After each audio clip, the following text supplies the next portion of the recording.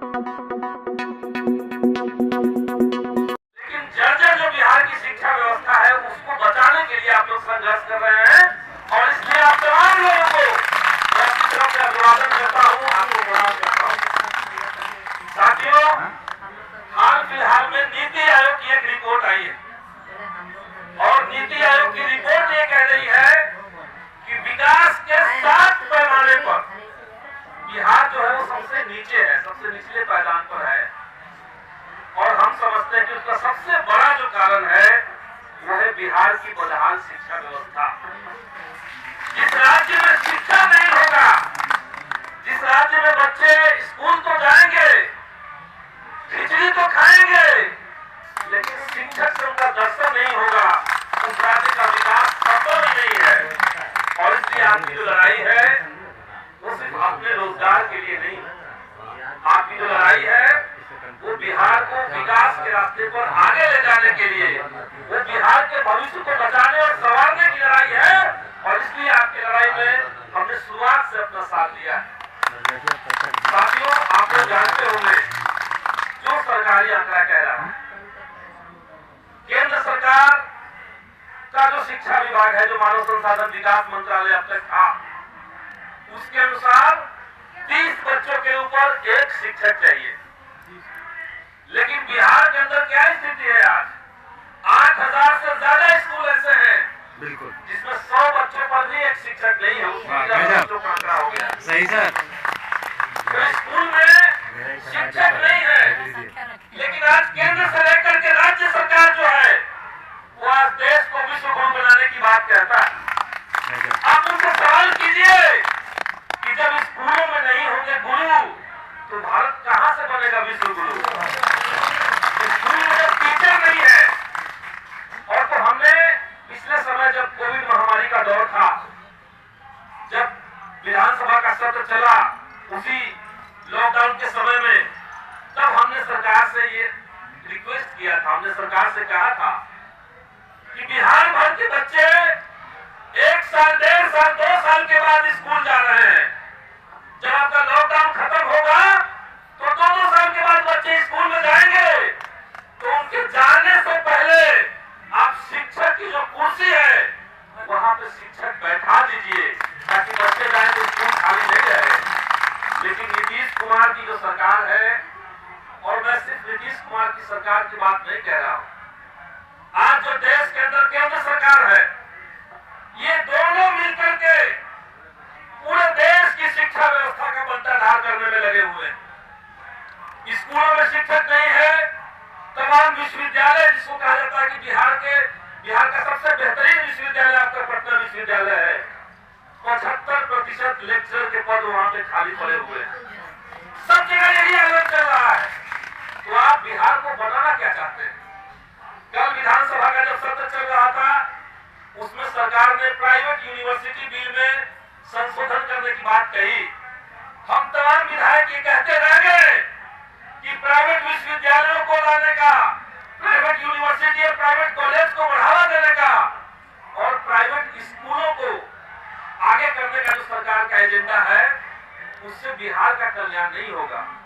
बिहार का कल्याण वहां से होगा जहां पे बिहार के तमाम गरीब गुर्बे किसान मजदूर के जो बच्चे हैं वो पढ़ने जाते हैं, और वो स्कूल अगर दुरुस्त नहीं होता है तब शिक्षा की व्यवस्था दुरुस्त नहीं होगी।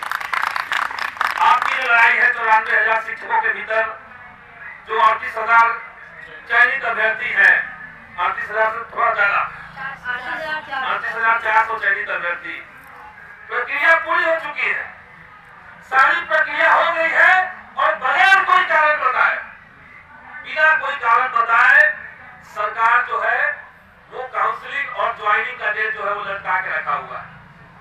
हमने कहा नियुक्ति पत्र, आपकी जो ज्वाइनिंग है, नियुक्ति पत्र आपको जो देना था उसको लटका करके रखा हुआ है।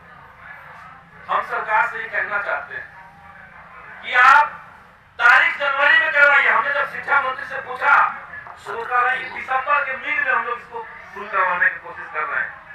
हमने कहा आप डेट बता दीजिए। हालांकि डेट का इस सरकार के अंदर डेट बताने का, और हर डेट के आने से ठीक पहले नया सर्कुलर आता है कि इसको अगले आदेश तक के लिए हम लोग लंबित रखे हुए हैं। और इसलिए हम कहेंगे कि आपकी जो लड़ाई है, आपकी जो मांग है, वो बहुत जेन्युइन है, बहुत बुनियादी मांग है। और इस मांग को लेकर के हमारी लड़ाई और मजबूत हो। विधानसभा के अंदर हमने कल ये सवाल दिया था, क्योंकि 4 दिन का सत्र है और 4 दिन के सत्र में शिक्षकों की इतनी बहालियां हैं, जो सीटेट बीटेट कंप्लीट किए हुए जो अभ्यर्थी हैं उनकी बहाली है, 2011 में जो स्टेट क्वालिफाई किए हुए 6ठे चरण के माध्यमिक और उच्चतर माध्यमिक उनकी बहाली है, 2019 के जो स्टेट क्वालिफाई है उनकी बहाली है। तो इतने तरह की बहालियां। हाई कोर्ट का आदेश आया है कि जो विकलांग छात्र हैं उनको 1996 से लेकर के 2017 तक के सारे बैकलॉग भरी है और शिक्षा विभाग को भी लेकर जारी किया गया है। तो हमने चारों मिलाकर के कहा कि बिहार के अंदर शिक्षकों की भारी कमी है। क्या ये सच बात है? क्या ये सच बात है कि सीटेट क्वालिफाइड जो 94,000 बहाली है वो स्टेट की बहाली और विकलांग छात्रों की बहाली, ये सब बहालियां लंबित पड़ी हुई है, पेंडिंग पड़ी हुई है? अगर हाँ तो सरकार जवाब दे कि इसको आप कब तक करेंगे। ये हमने सवाल दिया, इसको हमने अपने फेसबुक पे भी डाला हुआ है। सरकार की तरफ से इतना बेशर्म जवाब आता है। विकलांग छात्रों को 4% हम लोग आरक्षण दे रहे हैं सरकार के नियम के मुताबिक, बस खत्म। सवाल कुछ और था और जवाब कुछ और आ रहा है। तो यही सरकार का रवैया है, पूछिए आम तो बताते हैं इमली। और इसीलिए हमें लगता है कि एक बार सारे अभ्यर्थियों को मिल करके कोई ज्वाइंट प्रपोजल बनाना पड़ेगा। आमतौर पे बिहार में जो चल रहा है उसमें दिक्कत क्या है? आपकी मांग से अलग मैं एक बात कह रहा हूँ। आमतौर पे हो रहा है कि जिस बहाली से हम लोग जुड़े हुए हैं उस बहाली के लिए हम लोग गोलबंद हो रहे हैं, आंदोलन कर रहे हैं, संघर्ष कर रहे हैं और सब लोग बटे हुए हैं। हमारा मानना है कि एक मुकम्मल लड़ाई बिहार के अंदर होना चाहिए। ये बिहार के युवाओं का, बिहार के छात्रों के मान सम्मान की लड़ाई बन चुकी है और इसलिए एक मुकम्मल लड़ाई हो कि सरकार एक कानून बना दे कि कोई भी विभाग हो, उस विभाग से अगर कोई बहाली की विज्ञप्ति जारी होती है तो उस विज्ञप्ति के साथ ज्वाइनिंग कब तक होगा उसका समय सीमा बहाली की विज्ञप्ति में मेंशन है। और जो विभाग उस समय सीमा के अंदर बहाली को पूरा नहीं करता है या विभाग के विज्ञप्ति में कोई गलत सूचना के चलते कोर्ट में मामला चला जाता है तो उस विभाग के ऊपर कार्रवाई हो, ये कानून बनना चाहिए। हम ये मांग कर रहे हैं और सारे लोग बिखर के लड़ाई कर रहे हैं, लेकिन कुछ मांगे ऐसी होगी जिसमें सारे लोगों को एकजुट होकर के आंदोलन करना पड़ेगा। साथियों, अभी कल जब मैं शिक्षा मंत्री से अलग से बात किया तब उनका कहना था कि इसके अंत में पंचायत चुनाव का जो खत्म हो जाएगा, डेट 12 तारीख को खत्म हो रहा है, उसके अंत में वो इसको पूरा करने की कोशिश करेंगे। कोशिश ही करने की बात होती है। हम लोग लंबे समय से देखी जाए कोशिश हो ही रहा है 3 साल से, तो इसलिए और कई एक बहालियां तो 10-10 साल से लटकी हुई है। तो इसलिए हम कहेंगे कि आप लोग संघर्ष कीजिए। सदन में आपकी आवाज को हम लोग उठा रहे हैं, मजबूती के साथ उठा रहे हैं, लेकिन हमारा मानना है कि सदन के अंदर की जो लड़ाई होती है वो अपने आप में पर्याप्त लड़ाई नहीं होती है। सदन के अंदर संघर्ष चले और सदन के ऊपर सड़कों के आंदोलन का दबाव बनता रहे, ये सब लड़ाई हम लोग जीत पाएंगे। इसीलिए सदन की लड़ाई से ज्यादा महत्व मैं देता हूं सड़क की लड़ाई का। सदन के अंदर हम इस बार गए, लेकिन 1 दशक से ज्यादा समय से शिक्षा और रोजगार को लेकर के देश के तमाम इलाकों में, दिल्ली समेत तमाम इलाकों में हम लोगों ने संघर्ष किया है। और इसलिए सड़क का जो संघर्ष है उसका वैल्यू क्या होता है, उसका मतलब क्या होता है, इसको हम लोग जानते हैं। सड़क पर उतर के आप लोग आंदोलन कर रहे हैं। आप तमाम साथियों के बाद सलाम करते हैं और फिर से मैं अपनी बात को खत्म करूंगा। बहुत बहुत धन्यवाद।